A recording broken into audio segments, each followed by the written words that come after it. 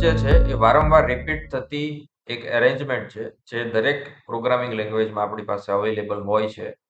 અહીંયા આપણી પાસે સ્ક્રીન પર બે એવી પાયથન લેંગ્વેજની અરેન્જમેન્ટ છે કે જેનું આપણે ઇન્ટ્રોડક્શન મેળવીશું. લેટર ઓન લેંગ્વેજની પ્રેક્ટિસ દરમિયાન આપણે એનો વારંવાર યુઝેજ કરીશું, જેથી અલગ અલગ એક્ઝામ્પલમાં એનો ઉપયોગ કઈ રીતે થાય છે એ આપણને સારી રીતે દ્રઢ થઈ જશે અને આવડી જશે. અત્યારે એનું ઇન્ટ્રોડક્શન આપણે મેળવીશું આપેલા એક્ઝામ્પલમાં. સૌથી પહેલી લૂપ છે that is for loop. For લૂપનું સ્ટ્રક્ચર અહીંયા બતાવેલું છે. ફોર આઇટમ ઇન સિક્વન્સ અને code to be executed for each item in the sequence. તો સિક્વન્સ ટાઈપનું આપણી પાસે કંઈ વેરિયેબલ હોય પાયથનમાં, એનું એક્ઝામ્પલ છે લિસ્ટ, કે જેમાં એક કે એકથી વધારે એલિમેન્ટ્સ હોઈ શકે છે. તો એ સિક્વન્સને આપણે એ પહેલા એલિમેન્ટથી લઈને છેલ્લા એલિમેન્ટ સુધી એક્ઝિક્યુટ કરીએ, રીડ કરીએ, તો દરેક રીડિંગ વખતે આપણે શું કામ કરવું છે એ કામ અહીંયા આપણે નીચે લખી શકીએ છીએ. કે અને એ કામ કરતી વખતે પહેલો એલિમેન્ટ હોય તો પહેલો એલિમેન્ટ અહીંયા આઇટમની અંદર સ્ટોર થશે. પછી બીજો એલિમેન્ટ હોય તો બીજો એલિમેન્ટ આઇટમની અંદર સ્ટોર થશે. તો એનો ઉપયોગ આપણે લૂપની બોડીની અંદર કરી શકીએ છીએ આઇટમ દ્વારા. ઓકે, અહીંયા એનું એક્ઝામ્પલ નીચે આપેલું છે. For fruit in fruits, okay, print fruit એવું લખેલું છે. આનો મતલબ શું થશે? તો કે ફ્રૂટ્સ જે અહીંયા બહુવચનમાં એસ લગાડેલું છે એ આપણો સિક્વન્સ, એ આપણી સિક્વન્સ છે. ઓકે, જે સેટ આપેલો છે આપણને, એમાં એપલ, બનાના અને ચેરી ત્રણ વસ્તુ છે. ઓકે, તો એને આપણે પહેલા ઇટરેટ કરીએ છીએ આ એરેન્જમેન્ટથી, જેમાં પહેલા એપલની વેલ્યુ ફ્રૂટમાં જશે અને પ્રિન્ટ થશે. પછી બનાનાની વેલ્યુ ફ્રૂટમાં જશે અને પ્રિન્ટ થશે. પછી ચેરીની વેલ્યુ ફ્રૂટમાં જશે અને પ્રિન્ટ થશે. પછી આ ફોર લૂપનું કાર્ય પૂરું થશે અને પ્રોગ્રામમાં આગળ કંઈ લખેલું હશે તો એ વસ્તુ એક્ઝિક્યુટ થશે. હવે જોવાની વસ્તુ શું છે? તો કે અહીંયા 3 એલિમેન્ટ હતા, તો 3 વખત આ પ્રિન્ટ સ્ટેટમેન્ટ એક્ઝિક્યુટ થશે અને જે ક્રમમાં વેલ્યુ છે એ ક્રમમાં વેલ્યુ તમને બતાવશે. અહીંયા 3ની બદલે 4 એલિમેન્ટ હોય તો 4 એલિમેન્ટ એ જ ક્રમમાં કે જેમાં એ ક્રિએટ કરવામાં આવેલા છે પ્રિન્ટ કરશે આ ફોર લૂપ. ઓકે, અને 4ની બદલે કદાચ 10 એલિમેન્ટ હોય તો પણ એ જ નિયમ લાગુ પડે છે. તો આ ફોરની અરેન્જમેન્ટથી આપણે આપણા એલિમેન્ટ્સમાં ઇટરેશન કરીને એક પછી એક દરેક એલિમેન્ટ ઉપર કંઈક કાર્ય કરી શકીએ છીએ. તો આ રિપીટેડલી કોઈ ટાસ્ક કરવા માટે ખૂબ જ જરૂરી અરેન્જમેન્ટ આપણી પાસે છે. ઓકે, તો આનો એક એક્ઝામ્પલ, આનું જે એક્ઝામ્પલ છે એ આપણે રન કરીને જોઈશું અને 3ની બદલે 4 એલિમેન્ટ નાખીને પણ આપણે ટેસ્ટ કરીશું.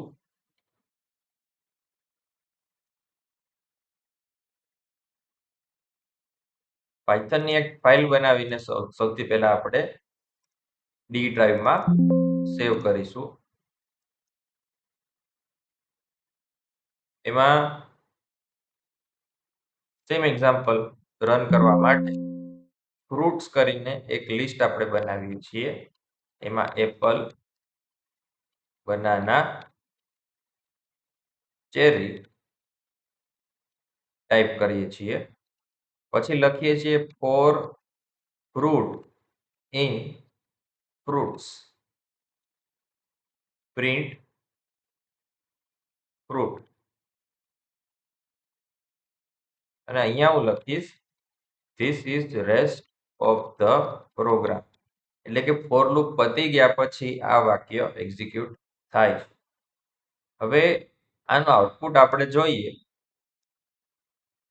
પહેલા ફાઇલ સેવ કરીએ, હવે આને રન કરીએ તો આપણને અહીંયા આઉટપુટમાં બતાવે છે સૌથી પહેલા એપલ પહેલી વસ્તુ, વેરિયેબલમાં જાય છે અને વેરિયેબલ પ્રિન્ટ થાય છે. પછી બીજી વસ્તુ બનાના વેરિયેબલમાં જાય છે અને અહીંયા પ્રિન્ટ થયેલી આપણને બતાવે છે. પછી ચેરી વેરિયેબલમાં જાય છે અને પ્રિન્ટ થઈને આપણને સ્ક્રીન પર બતાવે છે. અને પછી લાસ્ટમાં આ પ્રિન્ટ સ્ટેટમેન્ટ એક્ઝિક્યુટ થાય છે, જે બતાવે છે કે એ લૂપની બહાર છે. જો લૂપની અંદર હોત, આવી રીતે ટેબ લગાડીને આપણે જો એને લૂપની અંદર મૂકેલી હોત અને પછી રન કરત, તો દર વખતે એ વાક્ય આપણને એક્ઝિક્યુટ થયેલું જોવા મળત. ઓકે, તો ટેબ જે છે એ નક્કી કરે છે કે આ વાક્ય આ ફોર લૂપની અંદર છે કે નહીં, કે સેકન્ડ સેન્ટેન્સ ફોર લૂપની અંદર છે કે નહીં, એ આ હોરિઝોન્ટલ ટેબ નક્કી કરશે. તો એ આપણે કાઢી નાખીએ ફરીથી અને રન કરીને ચેક કરી લઈએ. હવે આઉટપુટ બરાબર આવે છે. હવે અહીંયા વચ્ચે એક એલિમેન્ટ આપણે એડ કરીએ, ધેટ ઇઝ ઓરેન્જ, અને સેવ કરીએ અને રન કરતા આપણને જોવા મળે છે કે હવે ઓરેન્જ પણ અહીંયા ઇન્ક્લુડેડ છે. તો આ રીતે ફોર લૂપ પાયથનમાં વર્ક કરે છે. બીજી એરેન્જમેન્ટ આપણી પાસે પાયથન લેંગ્વેજમાં છે, જેને કહેવાય છે while લૂપ. ઓકે, તો while લૂપનો ઉપયોગ હવે આપણે કરીશું. અહીંયા count is equal to 0 while count is less than 4 print fruits count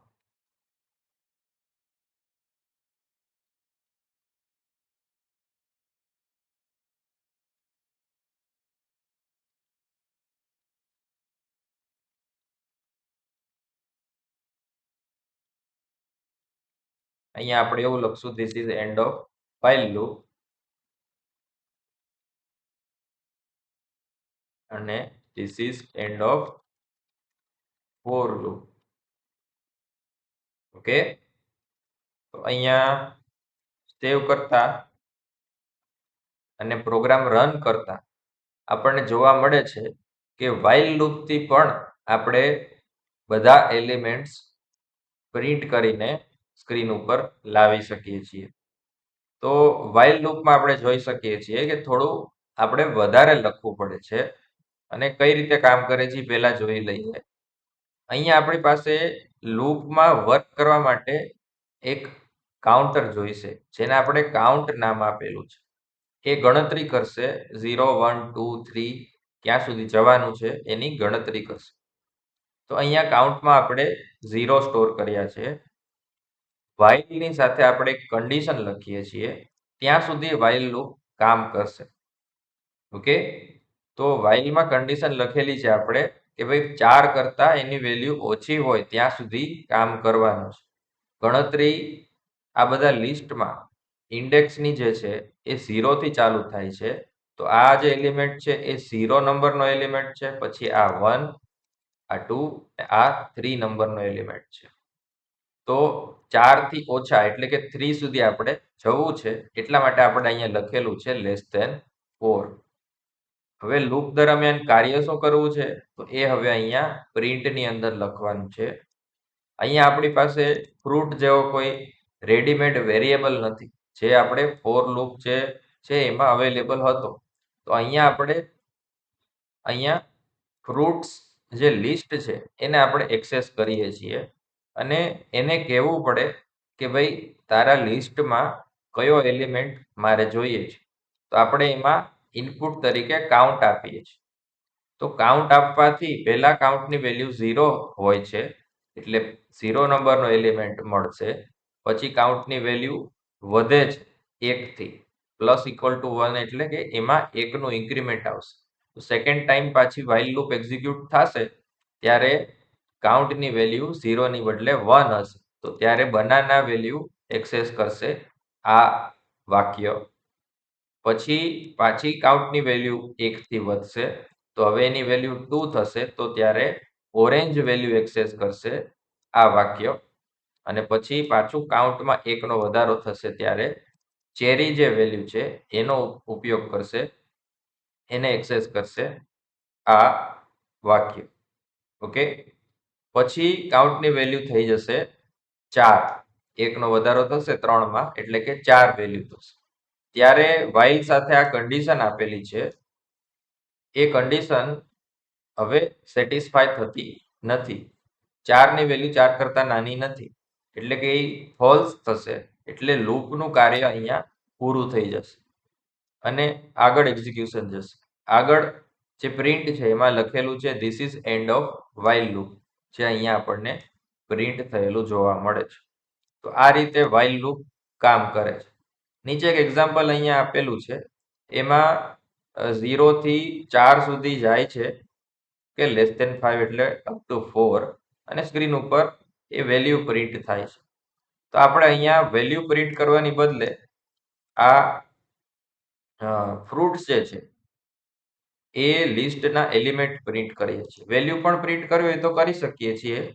અહીંયા પ્રિન્ટ કાઉન્ટ લખી દો, સેવ કરો અને રન કરો, તો અહીંયા તમને વેલ્યુ પણ જોવા મળશે 0, 1, 2 અને 3, કે જે કાઉન્ટની વેલ્યુ છે. ઓકે, પણ આપણી જરૂરિયાત અત્યારે એ નથી, એટલા માટે આપણે એને ઇન્ક્લુડ નથી કરતા, અને આપણું નોર્મલ આઉટપુટ આપણે અહીંયા જોઈ શકીએ છીએ. તો આપણે એ વસ્તુ જોઈ કે ફોર લૂપ કઈ રીતે કામ કરે છે અને while લૂપ કઈ રીતે કામ કરે છે. બંને લૂપથી આપણે સેમ કાર્ય કરાવી શકીએ છીએ, એ વસ્તુ પણ આપણે ચેક કરી. ઓકે, અને while લૂપ જે છે એમાં આપણને કંટ્રોલ વધારે મળે છે, કારણ કે અહીંયા ક્યાં સુધી એનું એક્ઝિક્યુશન કરવું એની કન્ડિશન આપણે કહી શકીએ છીએ. જ્યારે ફોર લૂપમાં કેવું છે કે એ 0 થી લઈને ફોર્થ એલિમેન્ટ સુધી, થર્ડ એલિમેન્ટ સુધી એની જાતે એક્ઝિક્યુશન પામશે. જ્યારે અહીંયા આપણે 0 થી 4 આપણે મૂકીને નક્કી કરીએ છીએ. અહીંયા મારી ઈચ્છા હોય તો હું 3 સુધી જ એક્ઝિક્યુશન કરવું હોય તો કરી શકું. તો અહીંયા મને 3 જ એલિમેન્ટ બતાવશે, જ્યારે ફોર લૂપમાં બધા એલિમેન્ટ ફરજિયાત ઇટરેટ કરશે જ. તો while લૂપમાં આપણને કંટ્રોલ વધારે મળે છે, પણ while લૂપમાં એક ડિસએડવાન્ટેજ પણ છે કે અહીંયા કન્ડિશન હું ખોટી લખી નાખું, અહીંયા સપોઝ કે ગ્રેટર ધેન કરી નાખું, તો આ લૂપ કદાચ પૂરી જ નહીં થાય. ઓકે, કન્ડિશન લખવામાં અહીંયા મેં 30 કરી નાખ્યા. ઓકે, અહીંયા લેસ જ રાખ્યા છે, લેસ ધેન જ રાખીએ છીએ, પણ 3 ની બદલે 30 કરી નાખ્યા. ઓકે, તો એવા કેસમાં એ ખોટા આઉટપુટ આપશે. અહીંયા જો તમને એરર આપે છે કે ભાઈ ઇન્ડેક્સ આઉટ ઓફ રેન્જ છે. ઓકે, ઇન્ડેક્સની રેન્જ હતી 3 સુધી, તમે 30 સુધી જવા માંગો છો, 29 સુધી જવા માંગો છો, તો એ આપણને એરર આપે છે. તો અહીંયા પ્રોગ્રામરે નક્કી કરવાનું હોય છે કે વ્યવસ્થિત રીતે ઇનપુટ આપે તો while લૂપ વ્યવસ્થિત કામ કરશે. કંટ્રોલ વધારે છે, પણ at the expense of this kind of errors. Okay, જ્યારે ફોર લૂપમાં આવી કોઈ એરર આવશે નહીં. તો most of the time suggestable છે કે આપણે ફોર લૂપથી આપણા કાર્ય પૂરા કરીએ. ઓકે, અને જ્યારે જરૂર પડે ત્યારે આપણી પાસે વધારે કંટ્રોલ માટે while લૂપ પણ અવેલેબલ છે.